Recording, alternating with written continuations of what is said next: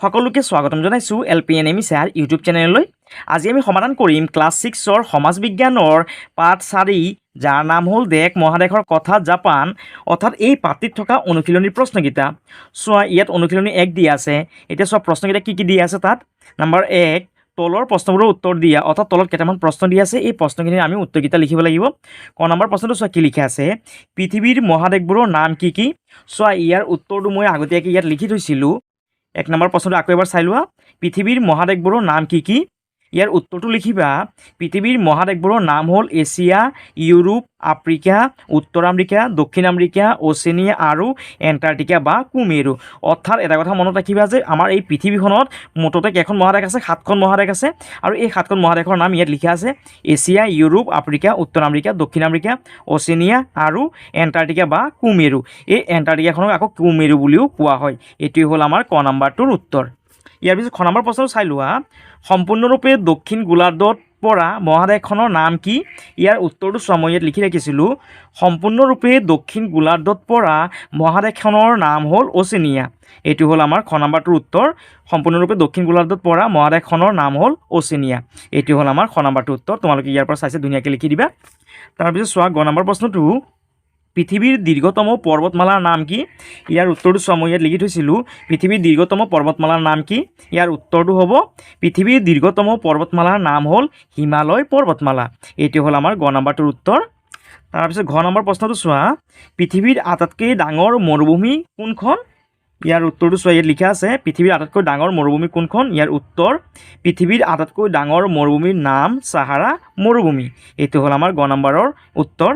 ইয়াৰ পিছত নম্বৰ প্ৰশ্নটো চোৱা, পৃথিৱীৰ আটাইতকৈ দীঘল নদীখনৰ নাম কি। চোৱা ইয়াৰ উত্তৰটো এইদৰে লিখিবা, পৃথিৱীৰ আটাইতকৈ দীঘল নদীখনৰ নাম নীল নদী। এইটো হ'ল আমাৰ নম্বৰৰ উত্তৰ। তাৰপিছত চোৱা প্ৰথম 6 নম্বৰ প্ৰশ্নটো চাই লোৱা, পৃথিৱীৰ আটাইতকৈ বহল নদীখনৰ নাম কি। ইয়াৰ উত্তৰটো চোৱা মই ইয়াত লিখি ৰাখিছিলোঁ, পৃথিৱীৰ আটাইতকৈ বহল নদীখনৰ নাম কি।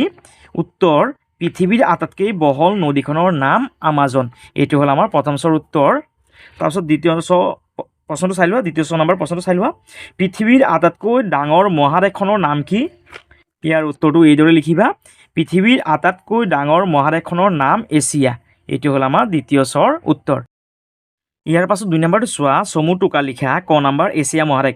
অৰ্থাৎ চোৱা আমাক কি কৰিব দিছে, চমু টোকা লিখিব দিছে। টোকা মানে হ'ল এই যে ইয়াত যে এছিয়া মহাদেশ দিছে, এই এছিয়া মহাদেশৰ বিষয়ে আমি কেইবাষাৰি বাক্য লিখিব লাগিব। অৰ্থাৎ এই এছিয়া মহাদেশৰ বিষয়ে আমি বহলাই লিখিব লাগিব।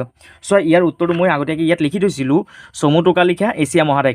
ইয়াৰ উত্তৰটো তোমালোকে এইদৰে লিখিবা, এছিয়া হ'ল পৃথিৱীৰ বৃহত্তম মহাদেশ। পৃথিৱীৰ মুঠ কালিভাগৰ 3/1 অংশ এই মহাদেশখনে সামৰি আছে। এই মহাদেশখনৰ অধিক অংশই উত্তৰ গোলাৰ্ধত পৰে। মহাদেশখনৰ দক্ষিণ অংশৰ মাজেৰে পূবা পশ্চিমাকৈ কৰ্কটক্ৰান্তি ৰেখা গৈছে। এছিয়া মহাদেশখনতে থকা ভাৰতৰ উত্তৰে হিমালয় পৰ্বতমালা অৱস্থিত। ইয়াৰ উত্তৰ পশ্চিম অংশত উত্তৰা দক্ষিণাকৈ আছে উৰাল পৰ্বতমালা।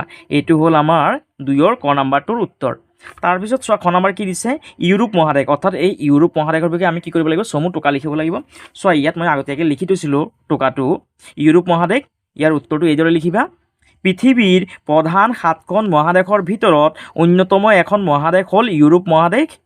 ইউৰোপ মহাদেশ এছিয়া মহাদেশতকৈ সৰু। ইউৰোপ মহাদেশখন এছিয়া মহাদেশৰ পশ্চিমে অৱস্থিত।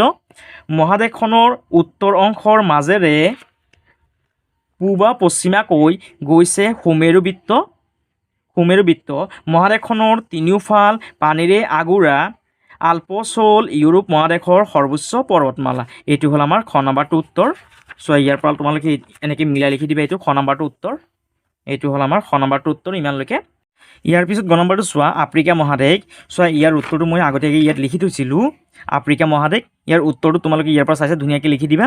চোৱা কেনেকৈ লিখিবা, ইয়াৰ উত্তৰ, পৃথিৱীৰ দ্বিতীয় সৰ্ববৃহৎ মহাদেশ হ'ল আফ্ৰিকা। বিষুৱ ৰেখা মহাদেশখনৰ প্ৰায় সোঁ মাজেদি গৈছে। গতিকে এই মহাদেশখনৰ উত্তৰ আৰু দক্ষিণ অংশ দুয়োটা গোলাৰ্ধতে প্ৰায় সমানভাৱে বিস্তৃত হৈ আছে। এইখনেই একমাত্ৰ মহাদেশ যাৰ মাজেৰে কৰ্কটক্ৰান্তি, মকৰক্ৰান্তি আৰু বিষুৱ ৰেখা পাৰ হৈ গৈছে।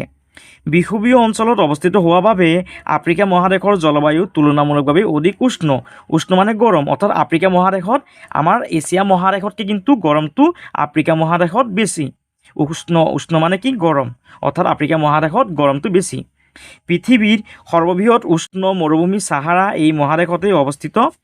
আফ্ৰিকা মহাদেশক চাৰিওফালে কেইবাখনো সাগৰ মহাসাগৰে আগুৰি আছে। আৰু এইটো হ'ল আমাৰ গ নম্বৰটোৰ টোকা, অৰ্থাৎ গ নম্বৰটোৰ আনচাৰ। তাৰপিছত চোৱা কি লিখা আছে, ঘ নম্বৰ উত্তৰ আমেৰিকা। চোৱা উত্তৰ আমেৰিকাৰ বিষয়ে মই ইয়াত আগতীয়াকৈ উত্তৰটো লিখি থৈছিলোঁ। উত্তৰ আমেৰিকা উত্তৰ, পৃথিৱীৰ তৃতীয় বৃহত্তম মহাদেশ হ'ল উত্তৰ আমেৰিকা। এক ঠেক ভূখণ্ডৰে মহাদেশখন দক্ষিণ আমেৰিকাৰ লগত লগ লাগি আছে। এই ঠেক ভূখণ্ডক পানামা যোজক বুলি কোৱা হয়। এই মহাদেশখন সম্পূৰ্ণৰূপে উত্তৰ গোলাৰ্ধত অৱস্থিত। তাৰপিছত চোৱা, যিহেতু জেগা নাই মই বেলেগ এখন পেজত লিখি দিছিলোঁ এইটো উত্তৰটো।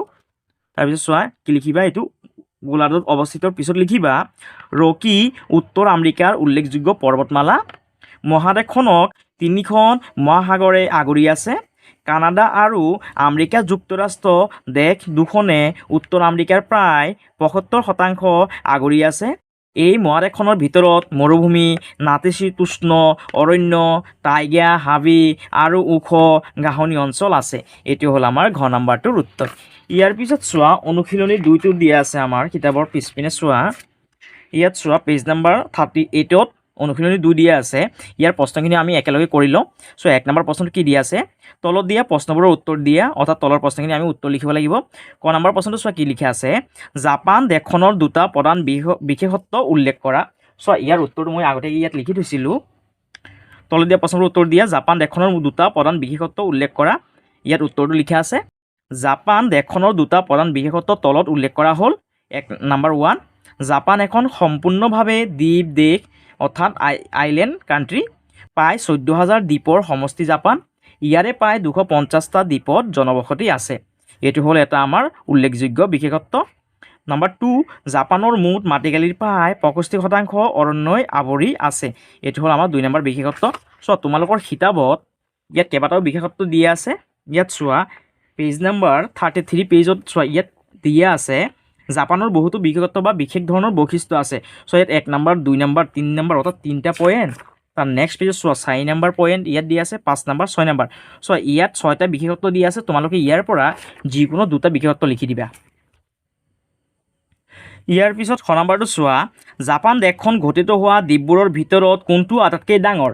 চোৱা ইয়াৰ উত্তৰটো মই আগতীয়াকৈ ইয়াত লিখি থৈছিলোঁ। খ নম্বৰটোৰ উত্তৰ, জাপান দেশখন গঠিত হোৱা দ্বীপবোৰৰ ভিতৰত কোনটো আটাইতকৈ ডাঙৰ। ইয়াৰ উত্তৰটো লিখিবা, জাপান দেশখন গঠিত হোৱা দ্বীপবোৰৰ ভিতৰত হনচু আটাইতকৈ ডাঙৰ। এইটো হ'ল আমাৰ খ নম্বৰটোৰ উত্তৰ। তাৰপিছত গ নম্বৰ প্ৰশ্নটো চোৱা, জাপান এখন সমতল ভূমিৰ নাম লিখা, অৰ্থাৎ জাপানৰ এখন সমতল ভূমিৰ নাম লিখা। ইয়াৰ উত্তৰটো চোৱা মই ইয়াত আগতীয়াকৈ লিখি থৈছিলোঁ। উত্তৰ, জাপানৰ এখন সমতল ভূমিৰ নাম হ'ল কাণ্টো। এইটো কি হ'বগৈ এনচাৰটো কাণ্টো। এইটো হ'ল আমাৰ গ নম্বৰটোৰ উত্তৰ। তাৰপিছত ঘ নম্বৰ প্ৰশ্নটো চোৱা, জাপানত অনুভূত ঋতুকেইটা কি কি।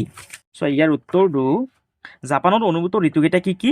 ইয়াৰ উত্তৰটো লিখিবা, জাপানত অনুভূত ঋতুকেইটা হ'ল শীত, বসন্ত, গ্ৰীষ্ম আৰু শৰৎ। আমাৰ ভাৰতত যেনেকৈ কেইটা ঋতু দেখিবলৈ পাওঁ আমি, বছৰত কেইটা ঋতু থাকে, 6টা ঋতু। ঠিক তেনেকেই জাপানত কেইটা ঋতু থাকে, 4টা, যাৰ নাম হ'ল শীত, বসন্ত, গ্ৰীষ্ম আৰু শৰৎ।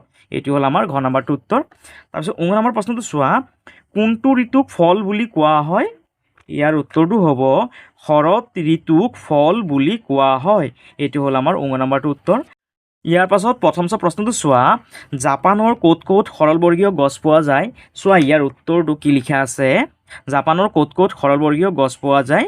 উত্তৰ, জাপানৰ উত্তৰৰ হকাইডো অঞ্চলত হনচু দ্বীপৰ উচ্চ এলেকাবোৰত সৰলবৰ্গীয় গছ পোৱা যায়। এইটো হ'ল আমাৰ প্ৰথম উত্তৰ। আৰু যদি তোমালোকৰ যদি ভিডিঅ'টো যদি ভাল লাগিছে তেতিয়াহ'লে তোমালোকে চেনেলটো ছাবস্ক্ৰাইব কৰিবা, ভিডিঅ'টো শ্বেয়াৰ কৰিবা আৰু কমেণ্ট কৰিবলৈ নাপাহৰিবা। সকলোকে ধন্যবাদ।